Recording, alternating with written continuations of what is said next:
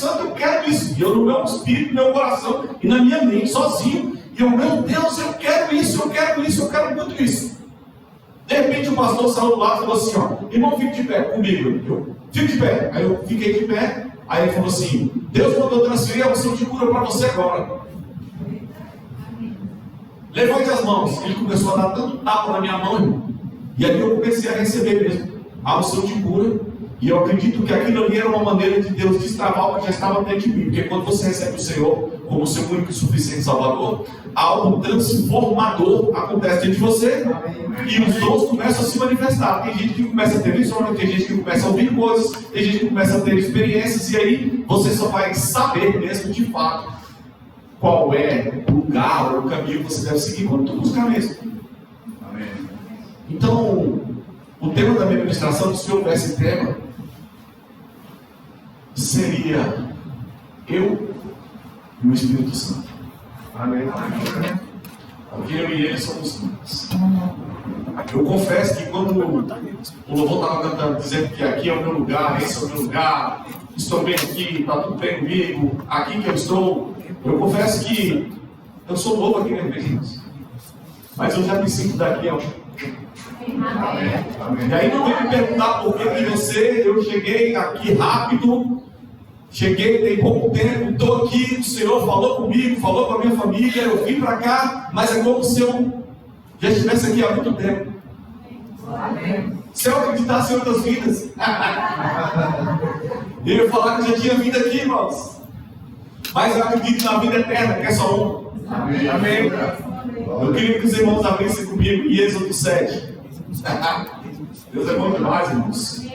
A gente tem a oportunidade aqui de se divertir, falar da palavra de Deus, porque Deus é divertido, irmãos. Amém. Deus não é um velhinho carrão público que fica lá no céu jogando raiva na gente, quando a gente faz alguma estripulia ou quando a gente comete algum erro. Deus não é assim, não, irmãos. Deus é bom. Amém. Deus é amor. Amém. Amém. Deus é justo, viu, irmãos? Deus é justo. Êxodo 7, versículo 10. Tu vai entender. Vai parecer que não tem nada a ver, mas o professor tem essa mania aí de sempre fazer uma introdução. Enfim, eu estou com uma versão um pouco diferente. Eu estou na versão transformadora, NVT, nova versão transformadora. Eu gosto demais dessa versão. Animo você, inclusive, a baixar ela, NVT, muito boa, irmãos. Diz assim no verso 10: Então Moisés e Arão foram ver o faraó e fizeram conforme o Senhor havia ordenado. Arão jogou a vara no chão diante de faraó e de seus oficiais, e ela se transformou numa serpente. O faraó mandou chamar seus sábios e feiticeiros. Diga, feiticeiros. E por meio de suas artes mágicas, esses magos egípcios fizeram a mesma coisa. Jogaram suas varas no chão e elas também se transformaram em serpentes. Mas a vara de Arão engoliu. Diga, engoliu. Engoliu as varas dos magos. Vamos orar? Pai, obrigado por essa noite. Obrigado porque o Senhor já visitou esse culto. O Senhor já visitou o nosso amanhã. E eu creio num poder sobrenatural dispensado aqui hoje, Pai. O Teu Espírito tem total liberdade de se mover no meio de nós. E eu clamo, oro, chamo a existência a manifestação dos dons aqui, Pai. Porque sei que não sou eu, é o Senhor. Que eu e o Espírito Santo somos um. E eu sei que a vida dos meus irmãos e a minha não será a mesma depois de hoje. Nós agradecemos, te amamos, exaltamos o seu nome, no nome de Jesus. Amém. Amém. Irmãos, vocês lembram desse acontecimento aqui?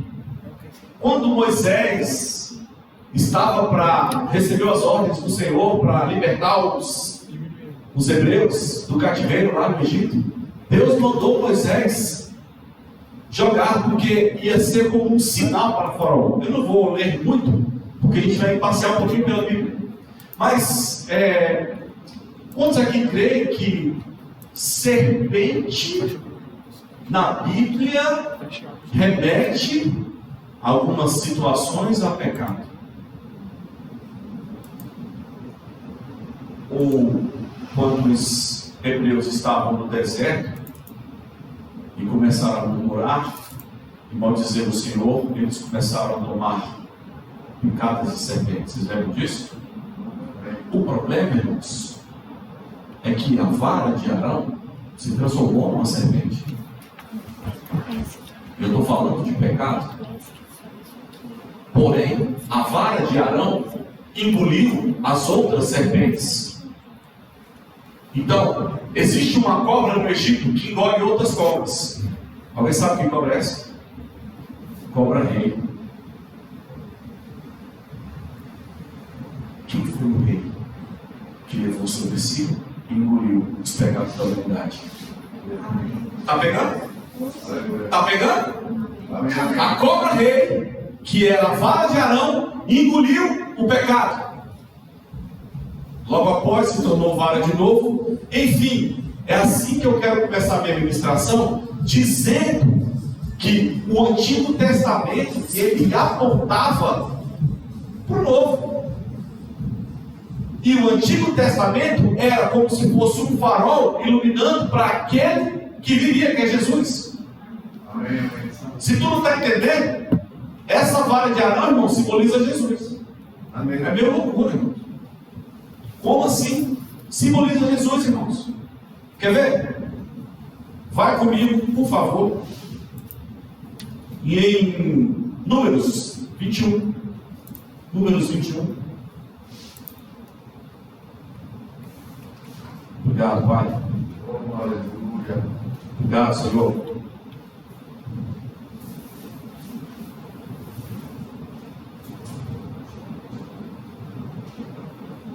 Números 21.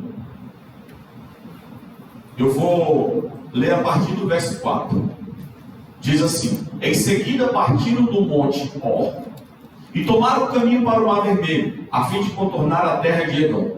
Mas o povo ficou impaciente. Pronto.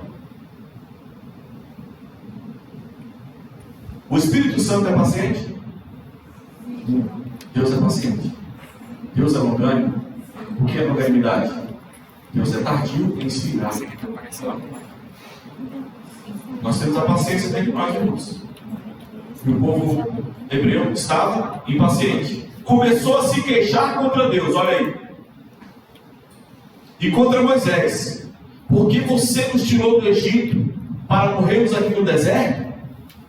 Aqui não há o que comer nem o que beber. E detestamos esse maná horrível. Olha só, irmãos. Deus estava mandando comida do céu. Deus estava suprindo. O irmão Rick Renner, no seu devocional, ele explica lá, é uma coisa extraordinária, irmãos. Milhões de pessoas sendo alimentadas de dia e de noite, com água, com comida. Estou cansado do maná. Deus manda frango, galeto, codó. E o povo murmurando e reclamando. Pronto. Já estava culpando Deus. Deus é inocente, irmãos. Amém. Deus é inocente, irmãos. Deus é inocente.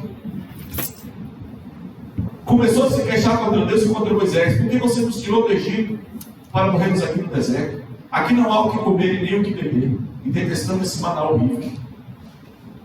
Aí algumas versões dizem assim. A minha está falando assim: então o Senhor enviou serpentes venenosas que morderam o povo e muitos morreram. Aí muita gente usa isso daqui. Nessa versão, inclusive, está vendo aí? Foi Deus que mandou a serpente. Está vendo aí? Foi Deus que condenou eles. Deus que mandou a serpente. Irmãos, eu disse que Deus é bom.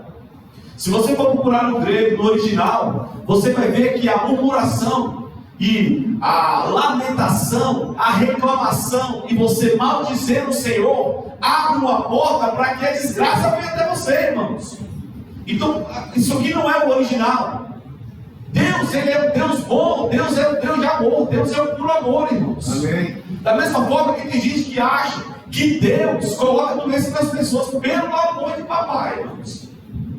É só você olhar, tem um exemplo muito fácil, muito simples.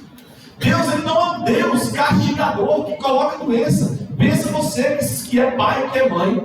O seu filho está em casa, está lá, vamos dizer aqui, marinando. Lá no Nordeste fala assim: não sou nordestino, mas sou filho de nordestino. E o menino está lá, arteiro, brincando. E aí o menino pega um garfo e quer enfiar na tomada. E aí você fala: ei, rapaz, não faça isso.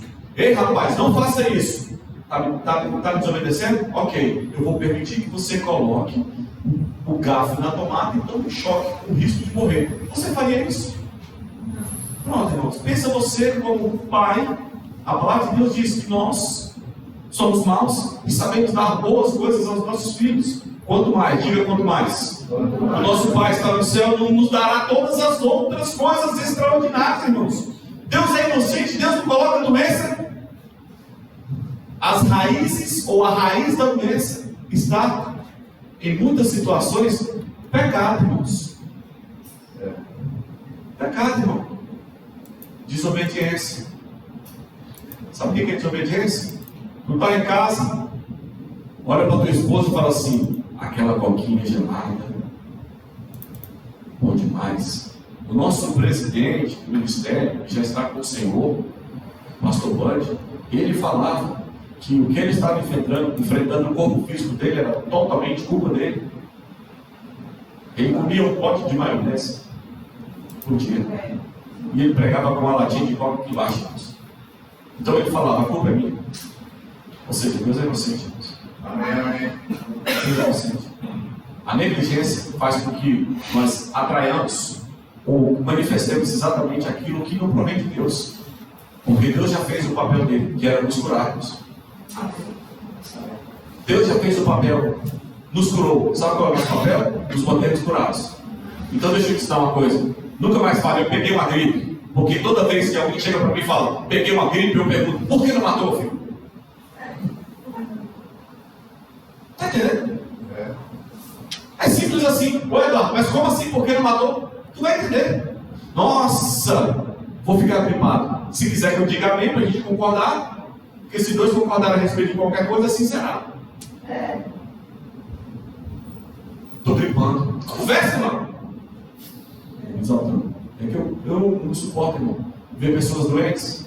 E às vezes a negligência, e a pessoa continua e insiste. Ah, mas tudo bem. É porque na minha família tem um histórico de câncer. E passou do meu avô para o meu pai, passou do meu pai para o meu irmão, agora eu estou esperando chegar em mim. Que conversa é essa, irmão? Que conversa é essa? Em Cristo Jesus toda a maldição foi quebrada, irmão. Ah, mas manifestou uma situação que me se levante contra ela, irmãos.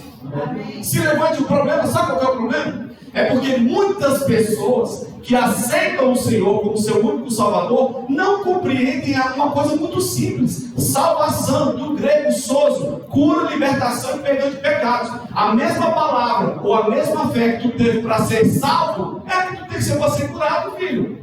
Amém.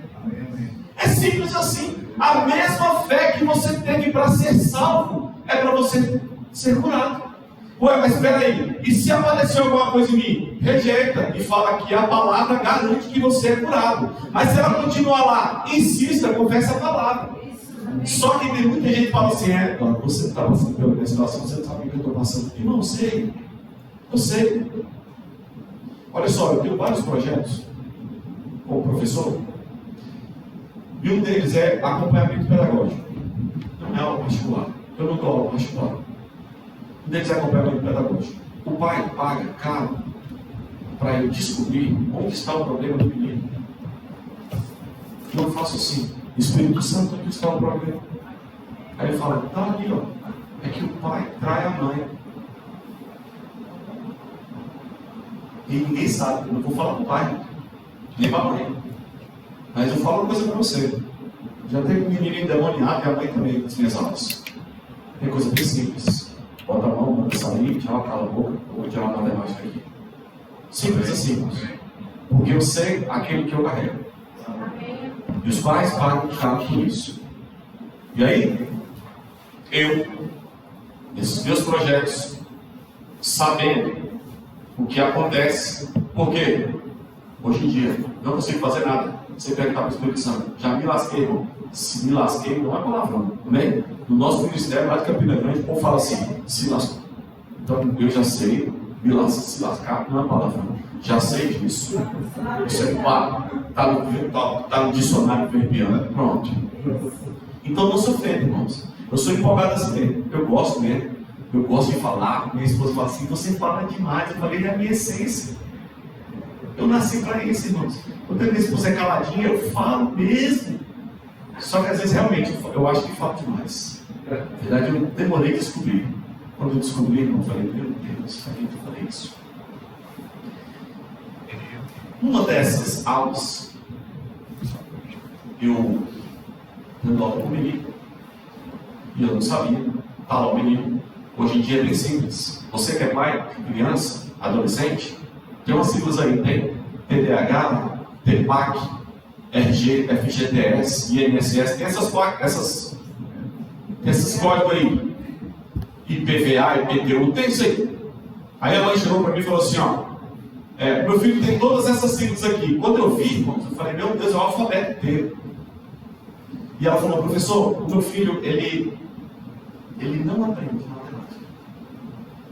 Ele não aprende. Eu falei, mesmo? Por quê? Não, pessoal, aqui é um lado. Não. Tira o lado aqui. Por que seu filho não aprende matemática? Professor, porque desde pequeno ele não aprende, eu sei que ele não aprende. Por isso que a senhora sabe que ele não aprende. Não, professor, é o seguinte, eu estou contratando o senhor só por ter cargo de consciência, mas eu sei que esse menino ele vai reprovar. Mamãe. Aí eu falei assim, posso ir embora? Como assim, posso ir embora? Porque a senhora já deu a sentença aqui, eu não posso ir embora. Como assim? A senhora falou que o seu filho vai reprovar, o que eu estou fazendo aqui, mãe? Não, professor, você não entendeu. É porque eu não sei nem como falar. O meu filho está no final do ano, na última prova, ele nunca tirou acima de 3 uma prova, ele tem que tirar 9,1 na última. Aí eu, tá, se tivesse falado que tem que tirar 11,1, aí eu ia ajoelhar aqui e orar para você. Mas 9,1 é possível.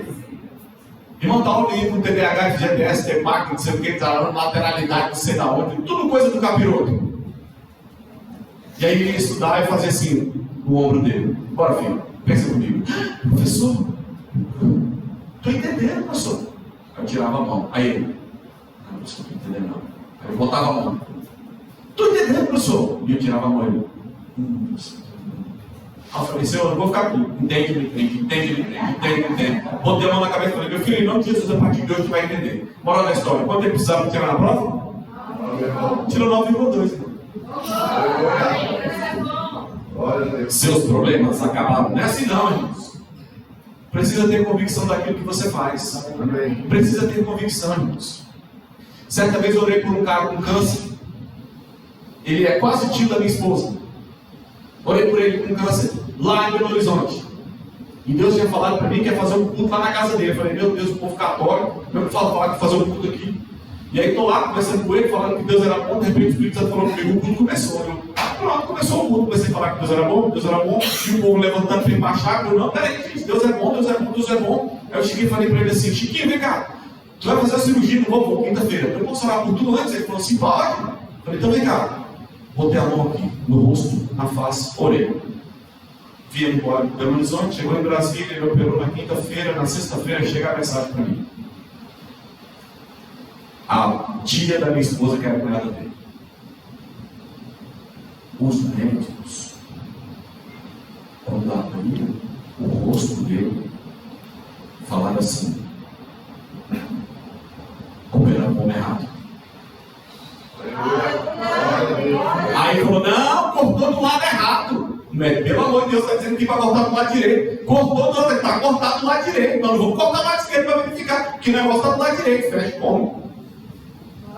Curado, irmão. Tu está vendo que eu tenho tanta convicção, aonde eu chego, o milagre tem que acontecer, porque isso para mim é como se eu tomasse um copo d'água.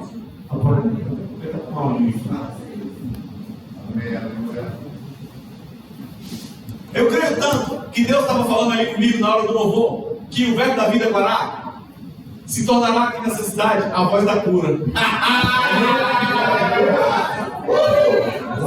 Irmão, eu vou falar uma coisa para você. Tá, o irmão que pregou um dia aqui dizendo que estava crendo que vai ter um centro de cura, vai ter muito mais que isso, mas eu creio contigo no centro de cura. Eu creio, irmãos. Eu creio, porque quando a gente estava aqui domingo, naquela hora, naquele mover, quem estava aqui viu. Eu tive visões, irmão, de pessoas andando aqui, doentes, olhando para dentro da igreja, e as pessoas queriam entrar, quando entrava já caía curado, irmão. Irmãos, eu não eu não tenho problema nenhum de voar, de pular, de rodar. Se for preciso, se o Espírito Santo for curar, se eu rolar no chão, irmãos, eu não estou nem aí. Eu fui pregar numa conferência de cura lá em Inaí. A mulher estava na frente, de repente o Espírito Santo falou comigo assim, deu um murro nessa mulher. Eu falei, meu Deus, e agora o que eu vou fazer? Deu um murro na barriga dela. Eu falei, Senhor. E eu falei para ela assim, filha, preste atenção, você não vai se escandalizar como Deus vai tratar com você, ok? Ela falou, amém, pastor, mete bronca, esse aqui. E eu, deu um murro na barriga, a mulher caiu. Eu falei, matei. Ela caiu, levantou, gritando, correndo pela igreja, dizendo, eu tinha câncer no estômago e fui curado instantaneamente. Irmãos, a gente tem que falar daquilo que vive, mas eu não vivo sem aquele que habita em mim, sem a palavra do Senhor. Não adianta ficar falando e não provar a palavra, irmãos. Continua aqui comigo. Continua aqui comigo. Aí, o povo clamou a Moisés, pecamos a falar contra o Senhor. Olha o povo confessando, irmãos. Pecamos a falar contra o Senhor e contra você, Moisés. Os hebreus falaram para ele, ore para que o Senhor tire as serpentes de nosso meio. E Moisés orou pelo povo. O Senhor me disse, faça a réplica de uma serpente venenosa e coloque-a no alto de um poste. Quem era mordido por uma serpente e olhava para a réplica de bronze era curado. Alguém aqui já viu o símbolo da medicina? É o quê? Aonde? Não é uma serpente sozinha, não. Uma haste. Irmão, Deus é tão inteligente que teve que usar um médico para colocar um símbolo da medicina, porque vem cá, a medicina tradicional, a medicina, vamos dizer, ocidental para nós, que tem o símbolo de uma serpente com uma vara, veio muito depois de números, não veio, irmãos? Então, mesmo os médicos que não creem no poder curador, que não creem nas manifestações do Espírito Santo, que não creem em milagres, mas eles usam o símbolo que Deus, irmãos, mandou fazer, irmãos. Amém. Deus mandou fazer, coloca lá uma serpente pendurada. Calma, coloca uma serpente pendurada e vai lá em João 3. Bom, agora foi longe, estava no Velho Testamento, foi para o Antigo. Glória a Jesus, irmãos. Ou estava no Velho e foi para o Novo. Glória a Deus, irmão. João 3.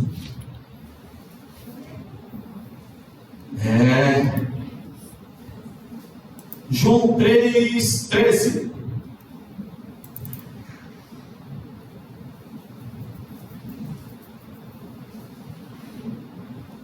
Tu está vendo que eu disse que o Antigo Testamento apontava para o Novo? Jesus engoliu o pecado lá. A serpente de bronze foi levantada. Diz assim no 13: ninguém jamais subiu ao céu, exceto aquele que de lá desceu, o Filho do Homem.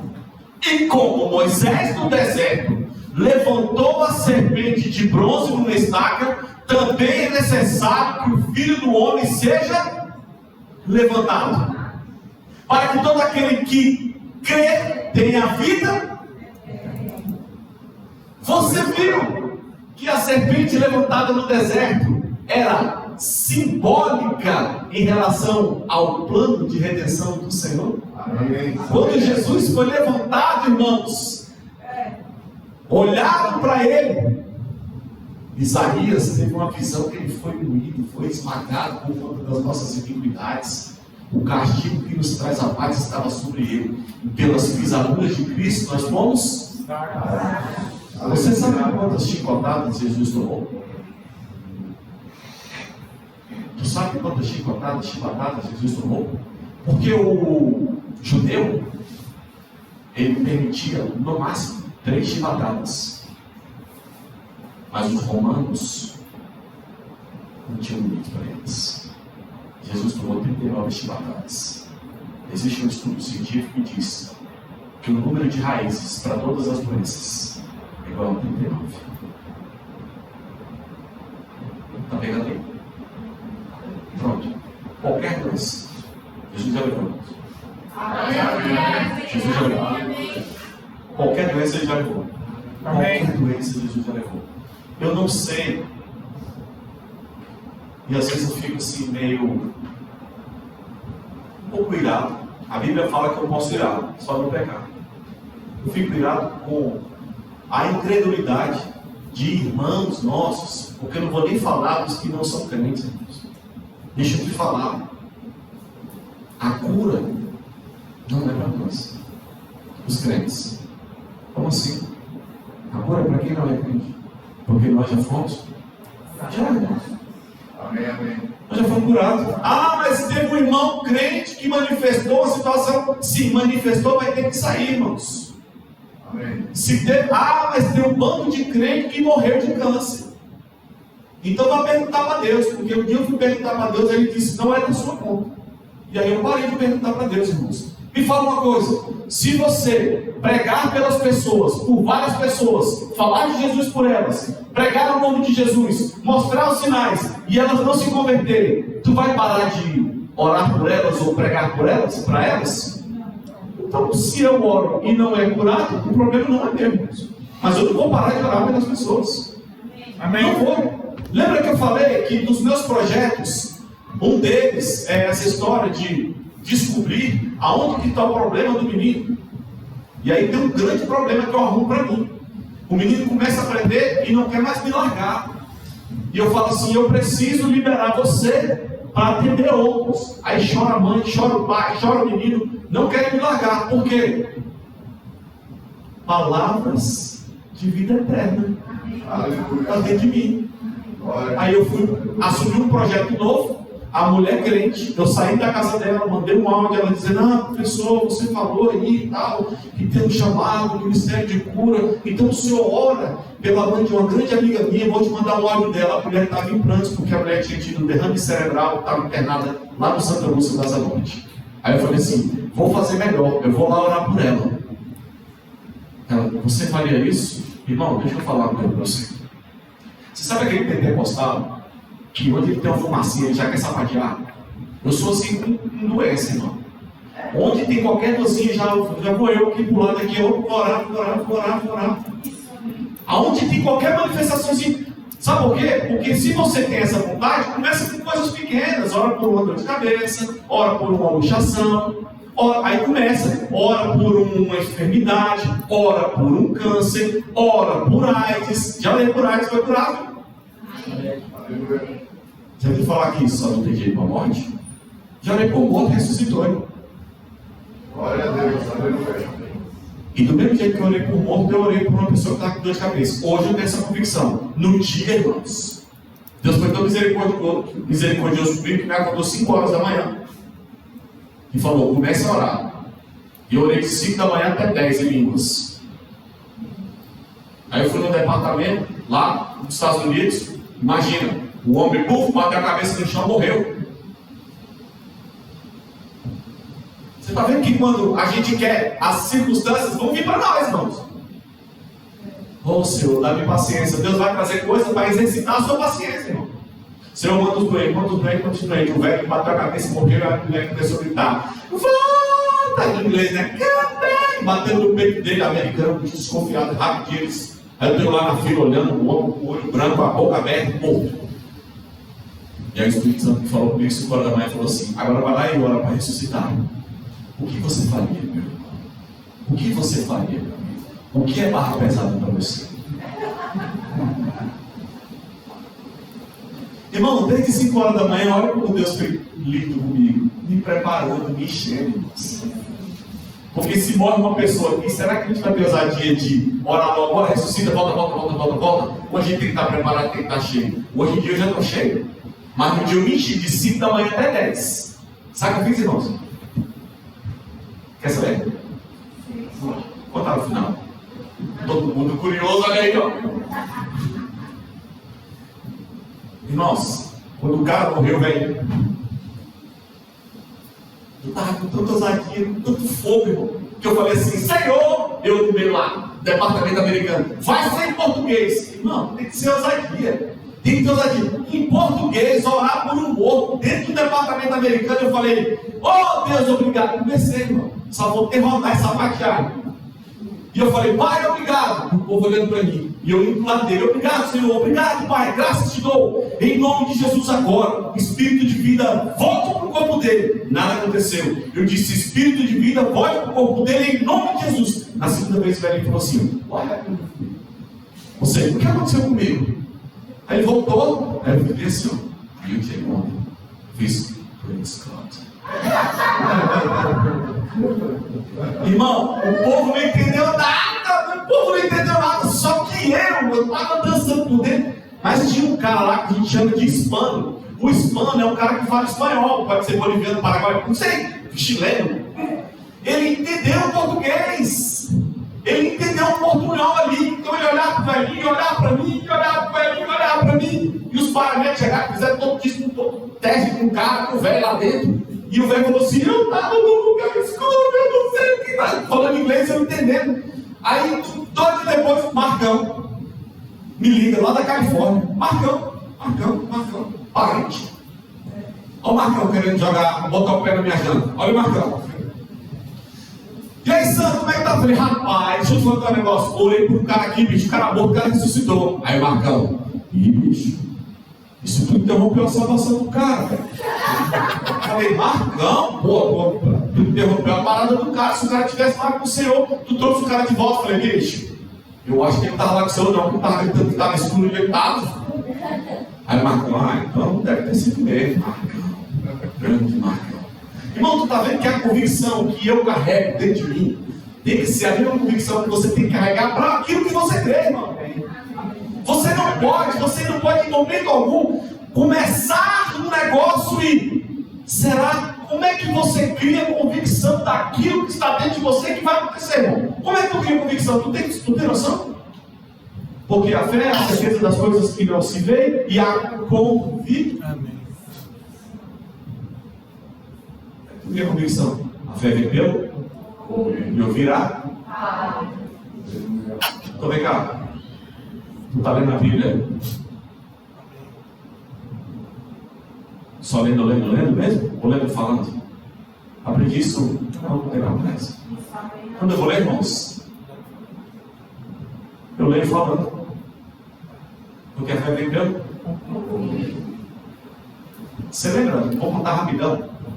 Lá em Marcos 5, 25. Não precisa abrir, não. A mulher do fluxo de sangue. A Bíblia diz assim, que certa mulher,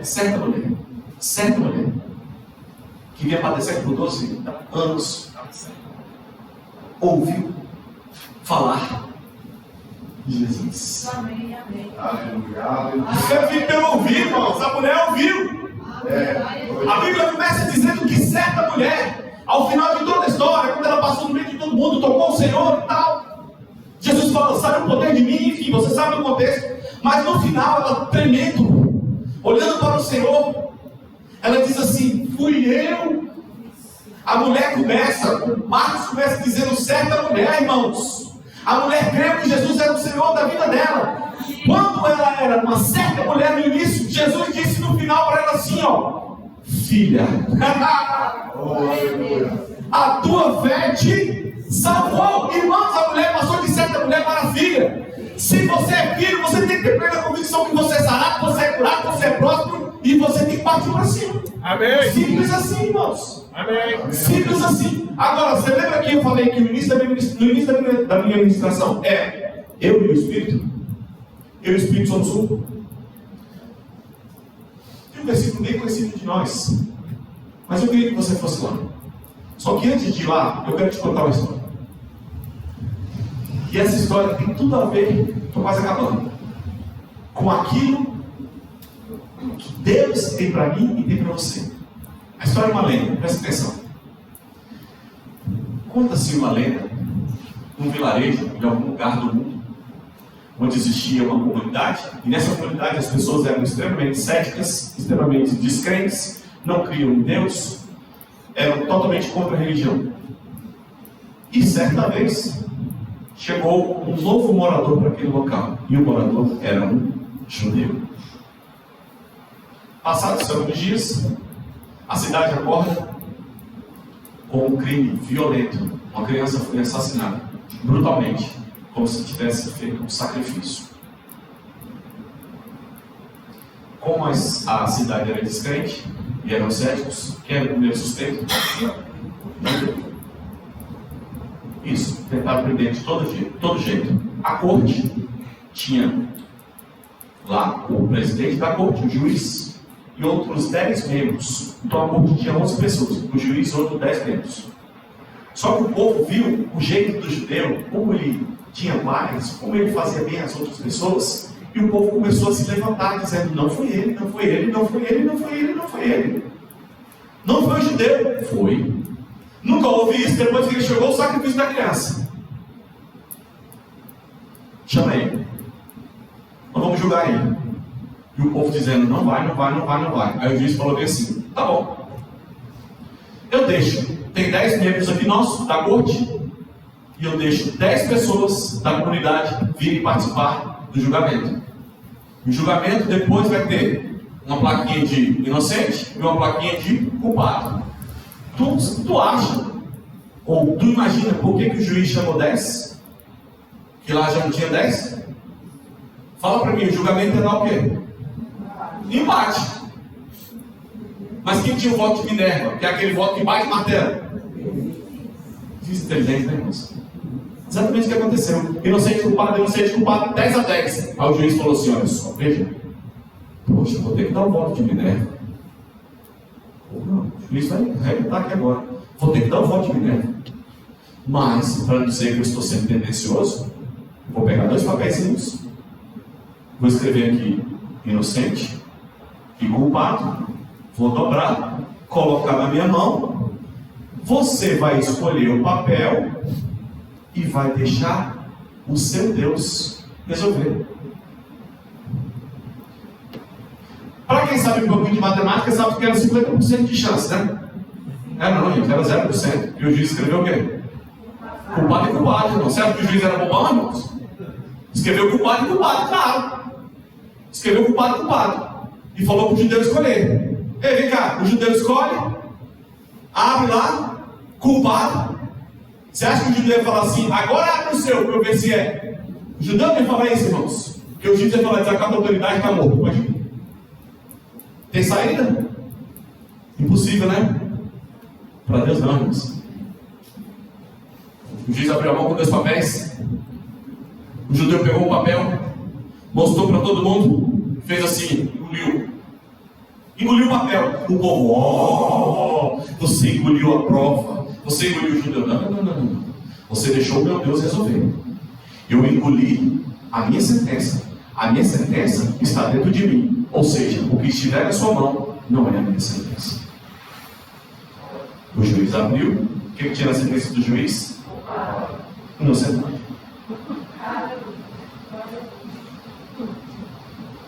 Existe uma sentença dentro de nós. Porque quando você entregou a sua vida para o Senhor, algo aconteceu. E alguém passou a habitar em você. Alguém passou a habitar em você, irmãos. Amém. Romanos 8:11, vai lá, por favor. Irmão, você acredita que essa ministração eu ia fazer ela de todo jeito e achava que não encaixava? Eu estava vindo dirigindo para casa, Deus falou assim: você está com a ordem errada da ministração. A história do judeu é no final, porque eu sou a sentença final. O Senhor falando comigo no carro hoje, irmãos. Eu achando que era para começar com a história do judeu, porque aí eu ia trazer e chamar a atenção de vocês. Não, eu vou ter que terminar com ela. Porque quando a Bíblia diz, em Romanos, meu Deus, 8, 11.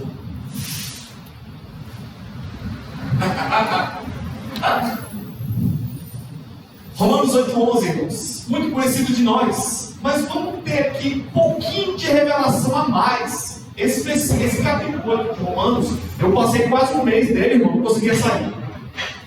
É um capítulo maravilhoso, eu senti você a ler ele 1, 2, 3, 4. Eu amo esse capítulo 8 de Romanos. E se o Espírito de Deus que ressuscitou Jesus dos mortos habita em você. Obrigado, Deus. O Deus que ressuscitou Cristo, Jesus, dentre os mortos, dará vida ao seu corpo mortal. Por meio desse mesmo Espírito que habita em você. Versões que diz assim: o mesmo Espírito que ressuscitou Jesus dos mortos vivifica o seu corpo mortal. Deixa eu te falar, a sua vida não está no sangue. Amém. Amém. Amém. Não, mas estava em Levítico dizendo que a vida está no sangue. Levítico é o Antigo Testamento. Jesus é um homem de carne e osso sem sangue, viu? Vai chocar a igreja. Jesus é um homem de carne e osso sem sangue. Jesus sangrou até a última gota. Quando o soldado enfiou a lança, saiu um restinho de sangue e água. Então, quando Jesus foi sepultado, não tinha mais sangue, irmãos. Quem ressuscitou Jesus? O Espírito Santo que habita em mim e em você. A vida está no Espírito, ele está em você, irmãos. Amém. Ele está em você, irmãos. Aleluia. Se você tiver convicção de que habita em você, quando vier o resgate, você fala, tá bom. Quando vier a dor de cabeça, está cessada. Porque é ele que habita em você, irmãos. Ah, mas se orar e não funcionar, continua crendo, irmãos, que tem que acontecer, irmãos. Amém, amém. Tem que acontecer.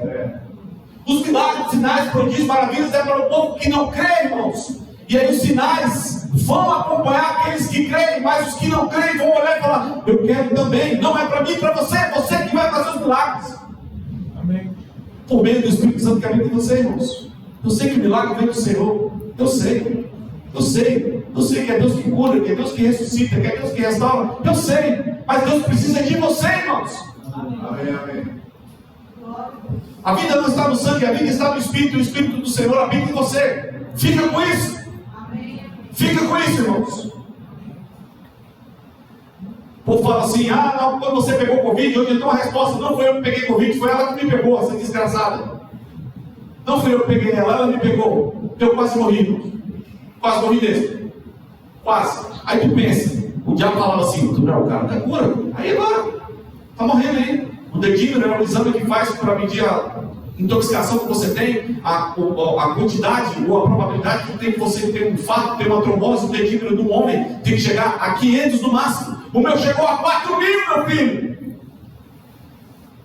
E eu declarava e falava, Senhor, a vida do Espírito está em mim. O mesmo Espírito que ressuscitou Jesus dos mortos, que vivifica o meu corpo mortal. E eu fiz esse exame depois do 13º dia, o dedímero a 4.000, os médicos tudo sem saber o que fazer, queria me dar a citromicina dos médicos. Foi, meu filho, eu tomei um antibiótico de 900 mg, tu quer me dar de 500 mg, não vai te dar nada. O médico, quem é o médico aqui? Eu falei, você é o médico, mas eu tenho Deus. Eu não respeitei o médico não, irmãos. O médico é de Deus. Médico é de Deus, eu não respeitei, mas eu falei assim, o Senhor vai me desculpar. Médico é do Senhor, remédio é de Deus, irmãos. Deus arruma artimanhas e artifícios para alcançar os filhos dele. Um homem inteligente para fazer vacina, para fazer remédio, irmãos. Amém. Agora, se tu crê, se tu tem fé para ser curado sem remédio, eu estou junto contigo. Amém. Amém. Eu saí daquele hospital, fui para casa e falei assim, eu rejeito o que aquele médico falou, porque mandasse tomar azitromicina, falei para minha esposa, ela falou assim, eu falei assim, minha filha, é o seguinte, ninguém sabe o que eu passei, porque teve um dia que eu estava no meu leito, lá em casa, na sala, sozinho, solidão. Covid é solidão, irmãos. Ninguém chega perto de você. É quase um povo jogando um saco por cima do muro. Pega ele! Ninguém chega perto de tu. Eu tive 3 crises respiratórias, e quando eu puxava o ar, não vinha, eu gritando para minha mulher, eu não estou respirando, e aí um belo dia eu gritei, Espírito Santo me ajuda, estou respirando. Aleluia. Como que eu sabia que era para gritar pelo Espírito Santo, irmãos? Porque habita em mim, ele disse, grite por mim, meu filho! E lá no meu leito, Deus falou comigo, hoje eu estou restaurando o seu ministério de cura. Eu estava metático, eu estava acabado, eu estava bravo, eu estava mole, eu estava sem ousadia. Deus falou comigo, irmãos, eu doente, ruim. Hoje eu estou restaurando o seu ministério de cura. Não é loucura, irmãos? É loucura para quem não crê, mas para nós que cremos é poder de Deus, irmãos. E eu disse, tá bom, Senhor. É o ministério de cura? Ok. Eu fui para casa com o dedinho, era 4.000, fiz o exame 2 horas da tarde, 10 horas da noite, saiu o resultado, tinha baixado 1.900. Os médicos falaram assim, não tem explicação. Eu falei, claro que não, é papai que está no negócio. Eu esqueci, larguei, nunca mais tive nada, nunca mais tive uma gripe. Se ela tentou me pegar, ela se lascou, não tem mais essa custódia de Covid comigo não. Não tem mais, irmãos. Agora, eu me levantei. Sabe qual foi a primeira situação que o Espírito Santo me deu? Uma menina chegou para mim e falou assim, lá no cursinho, o senhor pode orar por mim? Aí eu, nossa, é que eu estou com câncer de tireoide e eu tive que tirar a tireoide. Aí o diabo, vai, é a primeira. Eu falei, minha filha, eu estou querendo para Deus te dar uma tireoide novinha aí, tu quer? Ela, todo do mesmo jeito, eu creio também. Primeira, irmãos, a primeira prova de fogo, Deus falou comigo, todas as oportunidades que você tiver para orar, para curar, a partir desse dia, eu vou curar todo mundo. Curou, irmãos. Amém. Deixa eu te falar, eu já vi tanta coisa e quero ver muito mais. Eu já vi perna crescer, eu já vi cadeirante levantar, isso é recente. Eu quero ver aqui nessa igreja, irmãos. Não para mim. Porque se tu ainda não está crendo, você vai ver, meu filho. Deus já falou comigo que vai crescer orelha, que vai crescer braço, que vai crescer perna. Ele vai vomitar câncer, vai expelir pelo ouvido, eu não quero nem saber. Ainda bem que ele está ali, já vem com as vassouras, com os barcos, que nós vamos tocar fogo no capiroto, meu filho. Fique de pé, querido. Oh, Pai, obrigado, Deus. A sua palavra é real, Pai. Oh, Deus. Eu vou chamar o povo de pé para o povo achar que está acabando. Mas o pastor me disse que se fosse até 1h da manhã, dá para segurar. Amém. É uma brincadeira assim. A nossa pastriz foi guiada. Cadê o violão? Tá aí? Tá não, né? Cadê a Rebequinha no teclado? Deus, eu não sei, eu não sabia como eu ia encerrar. E a Isma falou aqui agora, pega o violão. Foi inspirada, ou seja, vai ter música. Eu não vou orar por ninguém, você vai ser curado no louvor. Eu tenho promessa de Deus, irmãos, que pessoas seriam curadas e já foram no louvor. Se você tem alguma enfermidade, é agora, irmãos. Ah, estou gripado, vai sair. Ah, estou com dor no ombro, vai sair. Ah, estou com dor no pé, vai sair, irmãos. E se você não tem nada, mas sabe que existe alguém, algum familiar seu, que está com alguma enfermidade, eu vou falar uma coisa para você. O poder que está aqui sendo liberado, a Bíblia fala que no reino do Espírito não há distância. Então esse poder sai daqui e vai para lá, viu? Amém. Eu já orei por pessoas, eu estava nos Estados Unidos, a pessoa aqui no Brasil foi curada, irmão. É longe, viu? O reino do Espírito não há distância, a gente não tem a noção do que os anjos são capazes. Deixa eu te falar, onde eu chego, os anjos sempre chegam comigo. O meu ministério, os trabalhadores do meu ministério, são os anjos, irmão. Pode começar aí, seja guiado, filho. Toca o que você quiser. Seja guiado. Eu vou deixar o Espírito Santo livre. Vou deixar ele livre. Pai, obrigado, Senhor. Obrigado, Pai.